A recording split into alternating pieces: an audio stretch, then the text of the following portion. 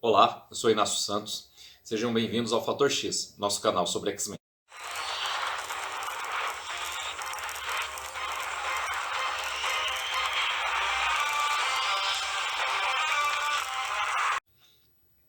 E hoje, quarta-feira, dia de vídeo de personagem solo.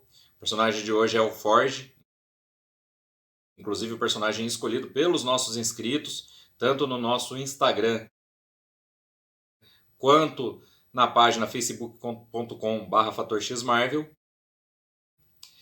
Queria agradecer a todos que participaram e pedir para que vocês continuem participando, inclusive quando nós não perguntamos. É muito legal quando a gente vai olhar a página, vai olhar o vídeo, tem um comentário novo dos inscritos, com uma sugestão, com um personagem ou uma saga que vocês querem ver. Isso ajuda muito, o canal ajuda muito a gente a se comunicar com vocês, a ficar inclusive feliz por saber se está ou não atendendo às expectativas dos inscritos. Bom, o personagem Forge é um personagem aparentemente secundário dos X-Men. Ele começou, suas primeiras aparições foram assim como um coadjuvante. Ele teve grande importância no período. Depois voltou a ser um coadjuvante e chegou a ser esquecido durante um tempo, a ponto de fazerem com ele o que fizeram com o Bishop durante o Complexo de Messias. Chegaram a torná-lo um vilão. Hoje o Forge ainda está na fase que está sendo publicada no Brasil, um tanto quanto apagado, mas ele é um personagem de grande envergadura e com certeza com potencial para muito mais. Forge é um índio Cheyenne, eu tenho dificuldade de saber qual das duas é a pronúncia correta, nascido numa reserva, que deveria herdar os conhecimentos de seu avô, Nazé, e se tornar um xamã, se tornar um líder sacerdotal tribal de sua comunidade. Ele recusa essa herança, ele abandona os ensinamentos de Nazé e se alista mais cedo do que deveria para servir no Vietnã. Lá, Forge vai lutar ao lado de outros americanos que não são nativo-americanos, né, que são descendentes dos colonizadores do país, e vai formar fortes laços de amizade. Infelizmente, durante o período em que está na Guerra do Vietnã, Forge vai precisar das almas desses seus amigos, porque uma criatura, uma entidade conhecida apenas como o Adversário, uma criatura que foi combatida por seu avô Nazé e por vários dos antepassados de Forge e preso, afastado do nosso plano dimensional para não fazer mal à humanidade, não fazer mal a esse mundo, pois o adversário quer consumir a tudo e as almas de todos também. Forge vai usar as almas de seus amigos para lacrar de novo o adversário durante sua nova incursão no plano material. Isso vai acontecer enquanto ele ainda está servindo ao exército e ele vai fazer isso com o seu batalhão. Isso é um peso que Forge carregará na sua vida para sempre. Forge é um mutante também, seu poder mutante vai se manifestar pouco depois disso. Sua habilidade é de construir qualquer dispositivo que ele seja capaz de imaginar. Todos dispositivos tecnológicos, isso é importante dizer, porque isso faz diferença no arco, inclusive num dos arcos mais importantes do Forge, agora mais recentes. Bom, Forge, ao voltar, vai fazer as pazes com sua herança, ainda manter certo afastamento e mais. Ao se sentir culpado, ele decide não substituir o avô Nazé, mas ele percebe que aqueles ensinamentos eram necessários e que ele os havia negligenciado. Mas ainda acha que não é o substituto à altura. E, usando suas habilidades mutantes, Forge vai trabalhar para o governo americano. Mas não como um traidor da raça mutante. Forge não vai elaborar sentinelas, não vai criar armas específicas para derrotar os mutantes. Forge apesar de naquele momento ainda não ter contato com ele, parte do princípio do sonho de Xavier. Não fica muito claro se eles já se conheceram antes, mas... E ele ajuda o governo ao se mostrar um mutante confiável, mas não faz armas contra a sua espécie. Próximo de um evento que inclusive vai ter vídeo aqui no canal, vou adiantar para vocês, é o nosso vídeo desse domingo, a queda dos mutantes. Nós vamos ter o personagem Forge introduzido nas revistas em quadrinhos dos X-Men. E ele vai aparecer justamente com essa contradição de um mutante trabalhando para um governo que oprime os mutantes. E por que isso? Forge vai criar uma arma durante a Guerra dos Espectros. A Guerra dos Espectros foi um evento Marvel que envolveu quase todos os personagens da editora, durante o qual esses personagens lutaram contra a raça dos Espectros, um derivado da raça Skrull, que tentou invadir a Terra e que, diferente dos Skrulls, ao assumir a forma de uma pessoa, fica também com suas habilidades e com parte de sua consciência. Mas para isso ele meio que vampiriza aquele ser, então aquele ser deixa de existir para que o espectro possa tomar o seu lugar. Para neutralizar os poderes dos espectros e fazê-los voltar à sua forma original, para assim reconhecer espectros infiltrados, inclusive no governo americano, Forge cria uma arma, um neutralizador. Mas, uma vez que os espectros eram uma espécie de mutação da raça Skrull, logo o governo americano percebe, Eren Peter Graich, membro do Conselho de Segurança, membro da Agência de Segurança Nacional e a quem Forge se reporta, percebe que o mesmo instrumento pode ser usado contra os mutantes para neutralizar seus poderes. E o teste de campo é feito sem autorização de Forge contra a Vampira. Vampira estava bem fora de si, ela tinha inclusive procurado os X-Men e deixado de ser uma vilã por conta da situação em que se passava, porque ela absorveu os poderes da heroína Miss Marvel, que hoje é a nossa adorada Capitã Marvel, que foi até para o cinema. Ela começou sua carreira como Miss Marvel, com os mesmos poderes e habilidades, mas não ousava levar o nome de Capitão Marvel, que era o nome utilizado como super-herói por Marvel dos Kree, a quem ela queria honrar, mas não queria substituir. E a vampira drenou os poderes dela a um ponto que a deixou em coma. Ela se recuperou depois, mas uma parte de sua psique ficou com vampira para sempre. E vampira chegou a alternar, e é por isso que ela procurou os X-Men, foi aceita por Xavier, alternar inclusive de personalidade. Ela começou a agir como se fosse Carol Danvers, na época, então Miss Marvel, hoje Capitã Marvel, e ter vários rompantes onde ela não sabia onde estava, por que estava ali, porque estava com aquelas roupas, e procurava pessoas que Carol Danvers conhecia e as abordava como se fosse ela, e era, claro, né, não era reconhecida. Pior, por alguns era reconhecida como a mulher que a colocou em coma, né, então tinha vários conflitos, e numa dessas ela invadiu uma base da SHIELD.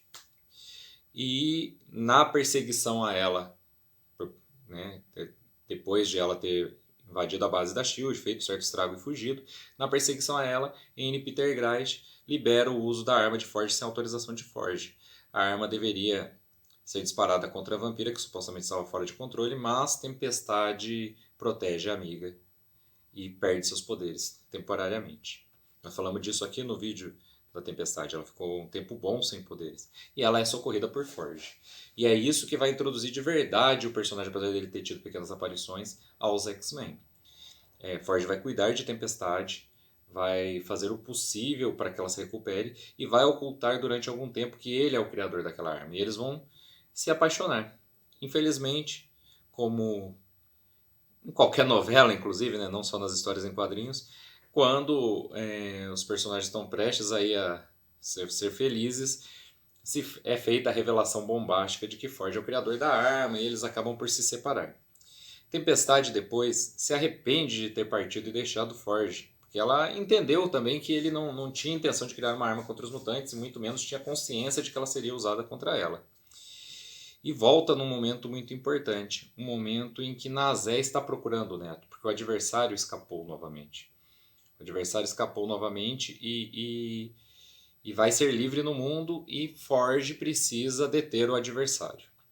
Vou dar mais detalhes no vídeo de domingo, porque isso é a conclusão da parte dos X-Men no arco A Queda dos Mutantes. A Queda dos Mutantes é um arco tríplice, com eventos acontecendo com 3 grupos diferentes de personagens, e os eventos não são interligados, você até vê reflexo das coisas, mas cada um tem sua saga, né? O X-Factor vai ter seu primeiro confronto com o Apocalipse, os Novos Mutantes vão ter seu primeiro confronto direto com a Direita que é uma organização racista liderada por Cameron Hodge, que é o Relações Públicas do X-Factor aqui do lado, e os X-Men vão enfrentar o adversário ao lado de Forge e ao lado de Nazé, mas não é o Nazé também, porque o Nazé foi substituído por um espectro, mas sua consciência é tão forte que o espectro age como se fosse o Nazé e chega a ajudar durante algum tempo. É claro que, infelizmente, a Tempestade é enganada pelo adversário, e vou dar melhores detalhes de novo, já disse em A Queda dos Mutantes, mas no final, na conclusão do evento, Forge precisa repetir o mesmo feitiço, o feitiço espiritual que ele fez no Vietnã. Precisa de 8 almas. E os 7 X-Men presentes e Madeline Pryor, a então esposa de Ciclope, mas como eu já fiz piada várias vezes aqui, perdida do marido por uma falta de celular, não existia celular nos anos 80, então ela sai de casa perseguida pelo Sinistro. Quando liga da rua, ele não atende. Quando ele liga para casa, ela não está. E eles não se encontram mais. Ela é dada como morta e ele para as buscas mesmo, né? Ela está com os X-Men. Então, Madeline Pryor é a 8ª pessoa necessária no ritual de Forge. Ela aceita, diz que está com os X-Men até a morte. E Forge realiza o ritual e prende o adversário. Tudo foi assistido por Roma, a Guardiã Universal, guardiã de todos os universos, filha de Merlin. E Roma vai conceder aos X-Men 3 benefícios por conta disso, que vão influenciar toda essa fase deles, e eu vou falar disso no vídeo de A Queda dos Mutantes. Pro Forge, personagem do qual é esse vídeo aqui, fica o peso de novamente ter matado alguém, dessa vez ter matado os X-Men e a mulher que amava a Tempestade, para realizar o ritual, né, drenando suas almas e prendendo o adversário. Ele não vai se contentar com isso, vai ficar muito irrequieto. E nos meses que se seguem a esse evento, ele vai perceber algumas incongruências em notícias sendo transmitidas ao redor do mundo. E apesar de saber os efeitos que o ritual que ele realizou causam nas pessoas que participam, que oferecem suas almas para prender o adversário, Forge nota que os X-Men de alguma maneira sobreviveram. Então ele vai procurar um outro X-Men, alguém que está ausente da equipe já há muito tempo. Estou falando de Sean Cassidy, o Banshee, que teve inclusive sua versão para o cinema em First Class. Bom, Sean Cassidy está afastado dos X-Men desde que feriu suas cordas vocais, enfrentando Moses Magnum, já antes ainda da saga da Fênix Negra, né? A Jean Grey, tornada Fênix, começa meio que a substituir o Banshee e fica no seu lugar, enquanto ele vai se recuperar na Ilha Muir. Ele já estava apaixonado por Moira McTaggart, eles passam a viver juntos, e em algum momento, entre sua aposentadoria precoce e ser procurado por Forge, ele recuperou seus poderes, mas estava feliz com Moira. Mas não pode recusar o chamado de Forge. Ele também está extremamente descontente com a suposta morte dos X-Men e vai ajudar Forge a procurá-los. Essa vai ser a fase em que o Forge vai ter mais importância nas revistas mensais dos X-Men. Nós vamos ter uma fase toda em que Chris Claremont escreve um mosaico para nós leitores que acompanham a história todo mês. Esse mosaico mostra cada um dos X-Men separados, né, porque logo depois deles serem dados como mortos em A Queda dos Mutantes, vão existir alguns eventos, e ao final desses eventos eles vão entrar no Portal do Destino, e aí vão se dividir de vez, cada um deles surgindo com nova vida em um novo lugar. Já falei disso aqui em Programa de Extermínio, vídeo que tem nesse canal. Já falei aqui disso em Gênese Mutante, que também tem vídeo aqui no nosso canal, na série Top 10 Histórias dos X-Men, os 2 vídeos. No vídeo da Tempestade, em vários vídeos de personagens que inclusive foram modificados pelo Portal do Destino. Bom, por que tudo isso?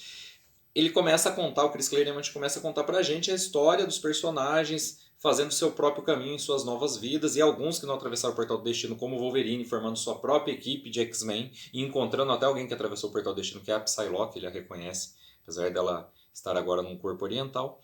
E um desses personagens que tem edições inteiras dedicado a ele, nesse mosaico que vai construindo tudo que vai acontecendo paralelamente com os X-Men nessa fase, é o Forge, junto com o Banshee. Eles chegam inclusive a formar sua equipe de X-Men na Ilha Muir. Não é uma equipe de X-Men, mas eles usam os uniformes dos X-Men, dizem que a capa dizia que eles eram os novos X-Men, né? Porque reúne as pessoas que foram se encostando na Ilha Muir durante toda a última fase dos X-Men, né? Os X-Men tiveram vários mutantes feridos ou com problemas em seus poderes que, na ausência de Xavier, se encaminharam para o Instituto de Pesquisas da Ilha Muir, porque a doutora McTaggart, na ausência de Xavier, é a maior autoridade genética do mundo, né? Não tem o privilégio da telepatia para investigar mais algumas coisas que talvez pudesse ajudar aqueles personagens, mas ainda assim extremamente capaz na genética, e recebeu os futuros membros do Excalibur, que também com a queda dos mutantes vão formar sua equipe porque acham que os X-Men morreram, receberam os sobreviventes de Massacre de Mutantes, os Morlocks sobreviventes do Massacre de Mutantes, inclusive o curandeiro, que provavelmente foi quem curou as cordas vocais do Sean Cassidy, do Banshee, e ela recebeu a Polaris, recebeu o Guido Carosella, que é segurança de Lila Cheney. A gente já falou da Lila Cheney aqui, teleportadora em escala cósmica, que apareceu em Gênese Mutante, mas que fez sua estreia nos Novos Mutantes, e que é cantora de rock, né? E esses personagens todos se reúnem ao redor do Forge numa aventura para defender a Ilha Muir do ataque dos carniceiros. Essa é a história em que morre Sina, e que vai motivar muito a longo prazo, inclusive a Era do Apocalipse, a morte da Sina. E depois o Forge vai seguir com o Sean Cassidy sozinhos, só os dois procurando os X-Men. E ele vai chegar a se encontrar com o X-Factor, principalmente, na verdade, vai se encontrar com Jean Grey. Jean Grey vai contar algumas coisas para ele que vão fazer ele ter certeza que os X-Men estão vivos. Primeiro que ela os encontrou vivos já em Inferno, outra saga que a gente vai fazer na sequência de A Queda dos Mutantes. Vai ficar uma trilogia quando a gente chegar até... quando a gente tiver concluído o Inferno, porque daí você vai ter Massacre de Mutantes, a queda dos Mutantes e Inferno certinho, fechando uma fase. A gente pode encaixar aí no meio Vingadores versus X-Men versus Quarteto Fantástico, um encadernado que tem duas histórias distintas de crossover dos X-Men, mas que se encaixam perfeitamente nessa fase também, né? Acho que também vale vídeo aqui no canal. Bom, ao se encontrar com Jean Grey, vai ter certeza, os X-Men estão vivos, ela se encontrou com eles durante o Inferno, que é depois da Queda dos Mutantes. Primeira coisa. Segunda coisa, por que eles não estão sendo localizados? Jean Grey também já se encontrou com Peter Nicholas. Peter Nicholas é a contraparte americana do Colosso. O Colosso atravessa o Portal do Destino, ele era russo, soviético, e ele vai ganhar uma nova vida na forma de um artista plástico americano chamado Peter Nicholas, sem passado. Mas que não vai reconhecer o X-Factor, mas durante o encontro com o X-Factor vai manifestar seus poderes e vai ficar de metal. Então eles vão ter certeza. Ele não é só um homem idêntico ao Colossus, ele é o Colossus. E munido dessas informações, Forge vai ter mais esperança no resgate e procura dos X-Men. Ele vai encontrar com Jean Grey nos túneis dos Morlocks, para onde acabou de voltar Mask. Mask é um personagem, um Morlock capaz de manusear as pessoas, de modificar as feições das pessoas. Inclusive ela poderia deixar os Morlocks mais bonitos, ela faz com um ou outro deles, e ela deixa os Morlocks mais deformados, que voltaram ao beco dos Morlocks nessa fase, com os rostos dos X-Men, para zombar de Forge, para zombar de Jean Grey, e faz outras mudanças, deixa Jean Grey com vários tentáculos, que ela tem que ficar usando sua telecinese para movê-los, porque ela não tem uma rede neural para controlar mais do que 2 braços, e aí isso neutraliza o resto da sua telecinese. E tira a boca do Banshee para que ele não possa gritar. E o Forge, que só tem o poder de inventar coisas, vai salvar todos eles.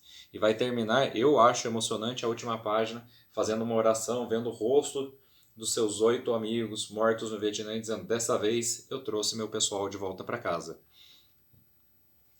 Depois disso, os X-Men vão todos se juntar novamente em programa de extermínio, e em Gênese Mutante vão se consolidar, a equipe liderada pela Tempestade, já com o Forge junto. O Forge vai estar junto entre os X-Men que se reorganizam em programa de extermínio, e vai ser levado com eles em Gênese Mutante para combater o falso Xavier em Shi'ar, né? É importante assistir esses 2 vídeos do canal se você não conhece as histórias para entender a linha de tempo. E a partir daí o Ford vai começar a ser membro mesmo dos X-Men. Quando eles voltam do espaço e eles vão enfrentar o Rei das Sombras em A Saga da Ilha Muir, saga muito importante. E após ela, aí o Ford vai continuar ajudando a equipe, mas vai ficar mais afastado. Né? O X-Factor volta, os membros do X-Factor, Ciclope, Jean Grey, Fera, Homem de Gelo e Arcanjo voltam a integrar os X-Men. E o Xavier junta suas 2 equipes e divide em 2, a equipe azul e a equipe dourada. E o Ford não está em nenhuma delas. Ele é meio que um homem de apoio com seus poderes ligados à tecnologia. E pouco depois disso ele vai acabar por deixar os X-Men. Vai voltar ao seu trabalho no governo, assessorar o X-Factor e se dedicar aos cuidados de Raven Darkholme, a mística que está com a sua psique fraturada, que ele percebeu não era uma vilã como eles achavam, né? E ele vai se dedicar um pouco a ela, ao cuidado com ela, e vai se afastar de Tempestade. Os 2 voltam a ter um relacionamento, ele chega a pedi-la em casamento, mas depois, exatamente no momento em que ela ia aceitar e abandonar aquela vida, ele chega à conclusão que ela nunca abandonará a vida de super-heroína, de líder dos X-Men, de líder da equipe dourada, e ele mesmo retira o pedido que fez a ela e parte com Raven Darkholme para cuidar de Raven, para cuidar da mística. Ele vai ficar um tempo ainda como personagem coadjuvante, aparecendo hora ou outra, e depois vai voltar já próximo do massacre como líder do X-Factor, que é o novo X-Factor, que é uma iniciativa do governo americano que substitui a Força Federal, o grupo da Raven Darkholme, o grupo da Mística, que era a antiga Irmandade de Mutantes, né? A segunda formação da Irmandade de Mutantes, mas que antigamente era uma Irmandade de Mutantes, que vai passar a trabalhar para o governo como Força Federal e que foi dissolvida e teve alguns dos membros perdidos e até mortos numa última missão, sendo ela a única sobrevivente a trabalhar para o governo, que o governo sabe que está viva, tem outros presos e outros perdidos. O Ford vai liderar o X-Factor, inclusive com ela, mas esse X-Factor vai implodir. Pouco depois do massacre, a equipe inteira vai debandar e o Ford vai ficar sem equipe. Um pouco por causa dos eventos do massacre, onde Destrutor sofreu lavagem cerebral nas mãos do Fera Negro, o Fera vindo da Era do Apocalipse, não o nosso Fera da Terra Marvel 616, Terra principal da Marvel, Fera de uma realidade alternativa. E ele era meio que o que unia a equipe. O Dentes de Sabre e a Mística vão aproveitar para fugir, né? Eles estavam nesse X-Factor também, vão aproveitar para fugir durante os eventos que antecederam a Operação Tolerância Zero, e são um pouco depois do massacre. E aí o Ford vai ter uma hora, ele não vai ter comandados. Ele vai ter a Alaska, que é a irmã do Bishop, mas que é uma forma de vida holográfica, que sem uma matriz para mantê-la, né, sequer tem como se mover por aí. O Selvagem, né, que era da tropa Alpha, mas que está numa fase muito infantil. E os outros membros eram ex-vilões que abandonaram. O Homem Múltiplo volta, ele estava dado como morto, ele volta, mas não vem fazer parte da equipe também. E esse X-Factor acaba por acabar, o título é cancelado. Ford vai fazer pequenas aparições a partir disso e vai voltar a ter destaque, infelizmente de uma maneira negativa, em 2 arcos. Complexo de Messias, que também já teve vídeo aqui no canal. Durante Complexo de Messias, Ford vai ser procurado pelos X-Men, como foi procurado várias outras vezes, inclusive nesse interim, mas com uma missão mais importante, construir uma máquina do tempo para que os X-Men possam prescrutar o futuro, observar o futuro e descobrir qual o próximo caminho dele, o que vai acontecer agora com essas mudanças, inclusive principalmente com as mudanças após o dia M, de Dinastia M, quando a Feiticeira Escarlate disse chega de mutantes e mutantes pararam de nascer. Então, durante os eventos de Complexo de Messias, os X-Men chegam à conclusão de que parte do que eles precisam saber está no futuro. E é Ford que vai proporcionar isso, criando uma máquina do tempo. Ele não é muito bom nesse negócio de viagem no tempo, ele avisa e fala, olha, eu crio qualquer coisa que eu imaginar, mas a máquina do tempo, independente disso, ela lida com variáveis que eu não sou capaz de controlar, eu consigo enviar alguém, mas não garanto que traga de volta. Eles decidem, eu já falei disso no vídeo Complexo de Messias, enviar o Homem Múltiplo, porque as cópias do Homem Múltiplo, uma para cada futuro alternativo, porque elas podem se suicidar e o conhecimento volta para o Homem Múltiplo quando isso acontece. Ainda nesse arco ele vai ser baleado por Bishop, que era o vilão da trama. A gente não sabe durante a trama toda que Bishop, na verdade, inclusive o segredo está no futuro, para o qual Forge mandou uma das cópias. Mostra todo o passado de Bishop e mostra que Bishop planeja matar Hope Summers, Esperança Summers. E Bishop o baleia justamente por ele saber isso e também para evitar que ele entregue uma máquina do tempo a Cable, porque Cable quer fugir com a criança. Cable consegue com a máquina do tempo, que ele obteve de Forge poucos minutos antes da chegada de Bishop. Bishop não conseguiu impedir isso, né? Ou se não me engano, acho que estou invertendo, acho que o Cable chega, ele já está baleado, mas ele acha a máquina do tempo, algo assim. Mas Bishop, o plano de Bishop era impedir a fuga de Cable para o futuro longínquo. Então, para isso, o Forge já tinha construído uma máquina do tempo que o Forge não construísse outra, né? E para o Cable, que já veio do futuro, ele até nasceu no nosso presente, mas foi criado no futuro, uma máquina que nem a que Forge havia criado, que só manda para frente, não fazia diferença, ele sabia se virar no futuro, né? Bom, Forge vai voltar depois disso, né? Nós vamos ter uma história curta mostrando que ele ficou muito abalado com o tiro, que ele perdeu parte da sua inventividade, um lugar do seu cérebro onde seu poder também estava localizado, fica mais difícil de ser acessado pela cicatriz da bala. E Forge vai criar uma máquina para substituir e fazer as ligações que precisam, e não vai ficar em seu estado normal. Então nós vamos ver depois ele em Surpreendentes X-Men. Surpreendentes X-Men é a fase escrita pelo Warren Ellis, uma fase muito boa, na saga das Caixas Fantasma, que alguém está fazendo experimentos com seres humanos, está pegando e enxertando no corpo de seres humanos, aí não fica claro se são voluntários ou não, um gene X artificial para produzir mutantes. São mutantes bem estranhos. E esses mutantes artificiais estão lutando contra outros seres vindo de uma dimensão alternativa que está tentando dominar a nossa. E aí nós vamos descobrir na conclusão que Forge está travando uma luta contra uma realidade alternativa que está tentando dominar a nossa. Mas ele não pede ajuda dos X-Men. E pior, como ele está bem fora de si, o Fera já tinha matado a charada que podia ser ele. Ele diz o seguinte, ó, esse GNX artificial enxertado aqui, isso é a solução do engenheiro. É um engenheiro e não um geneticista que está fazendo isso. Lembra que eu disse? Forge cria coisas tecnológicas? Pois é, afetado pelo tiro, pelas ligações mecânicas que ele fez para poder voltar a conectar todas as partes do seu cérebro, Forge está bem fora do normal e ele faz uma engenhoca genética, né? Mas é uma engenhoca ainda tem os vícios que ele tem com a tecnologia, conexões e tal. Então ele cria um enxerto de DNA que não dá muito certo, que inclusive provavelmente vai matar aquelas pessoas em que ele fez o experimento, mas cria mutantes artificiais para lutar contra essa raça. E no final, ele acaba por ser dado como morto, porque os X-Men o confrontam, né? Os X-Men estão seguindo as duas pistas, mas chegam até o Forge, que está na mesma realidade que os X-Men. E o Forge fala, preparei um batalhão, estou prestes a atravessar um portal e derrotar essa raça que quer nos invadir.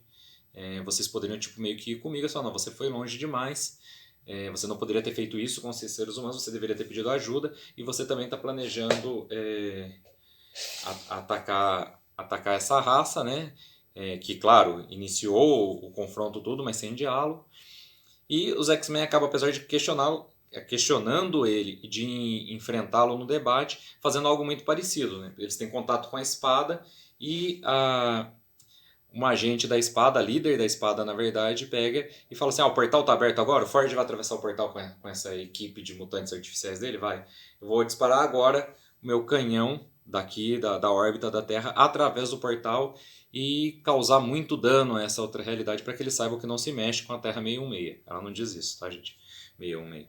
Mas pá, detona tudo e dá a impressão, porque o Forge os X-Men saem da impressão que o Forge morreu, né, nessa explosão, nessa energia desencadeada através do portal junto com seus mutantes artificiais. Forge vai voltar, vamos ver que ele não morreu, né? Também não foi mostrado ele morrendo, viu? Então acho que não entra no campo de ressurreições aí. No título da fase nova Marvel, né? Do Marvel Now nos Estados Unidos, Cable e a X-Force, onde vai surgir uma nova X-Force e nós vamos ver o Cable reabilitando o Forge, usando seus poderes mentais para trazer o Forge de volta ao seu normal. E aí, a partir disso, usando ele também para equipar e atuar junto com sua novíssima X-Force, uma X-Force bem diferente, que conta com Colossus, conta com a Dominó também, mas conta com o Dr. Nemesis e personagens bem diferentes. O Forge vai agir junto com eles, vai de novo enfrentar o adversário, vai se libertar mais uma vez, vai derrotar o adversário sem recorrer ao feitiço espiritual dessa vez, e depois, e com o fim desse arco, Forge de novo vai voltar a ser um coadjuvante dos X-Men, manter certa distância, vai ter mais importância durante Extraordinários X-Men. É um título após as Guerras Secretas 2015, naquela conjuntura dos X-Men tentando sobreviver às névoas terrígenas, e o Forge vai ser um personagem de apoio. Ele vai tentar reatar seu relacionamento com Tempestade, não vai dar certo, Tempestade vai se envolver inclusive com o velho Logan, isso vai deixá-lo muito chateado. Mas ele vai agir junto com os X-Men durante todo esse período, vai ficar bem decepcionado por ter perdido as chances mesmo com Tempestade, mas mesmo assim, como personagem do elenco de apoio, não muito de campo, ele tem grande importância nas histórias de Extraordinários X-Men. E depois ele passa também, a equipe acaba, né? E começa a nova fase com X-Men Gold, X-Men Blue, e ele vai de novo voltar a ser um coadjuvante. Forge é um personagem muito interessante, mas que muitos roteiristas parecem não saber aproveitá-lo, muito triste. Forge teve uma única participação que eu pude identificar em outra mídia. Perdão, acabei de perceber que cometi um erro, já lembrei da segunda aqui. Forge aparece no vídeo aparece no episódio sobre Dias de um Futuro Esquecido, da série clássica, a animação clássica dos X-Men de 1992, o mesmo episódio em que aparece o Bishop pela primeira vez. Inclusive, eu coloquei no Instagram um trecho desse vídeo, antes do vídeo de Dias de um Futuro Esquecido, né? E coloquei um trecho dele também dentro do vídeo de Dias do Futuro Esquecido para falar da saga Dias do Futuro Esquecido, mas vou pôr o link do Instagram do vídeo aqui de novo para vocês poderem conferir, vou pôr na descrição desse vídeo, para vocês poderem conferir a participação de Forge nessa animação clássica dos X-Men.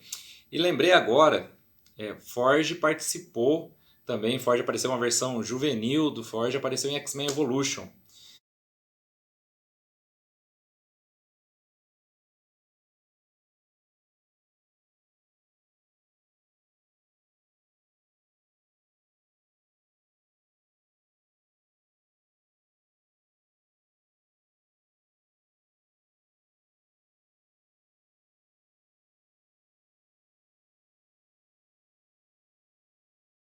E, infelizmente, a Fox ficou nos devendo uma aparição de Forge nos cinemas. Esse é o resumo do personagem Forge, um dos resumos mais longos que nós já fizemos aqui no canal. Espero que vocês tenham gostado. É um personagem muito querido, apesar de, como eu disse, vários roteiristas tratá-lo apenas como um coadjuvante. Um personagem que tem grande importância desde seu surgimento, e os arcos nos quais ele realmente se integra aos X-Men, sua importância é decisiva.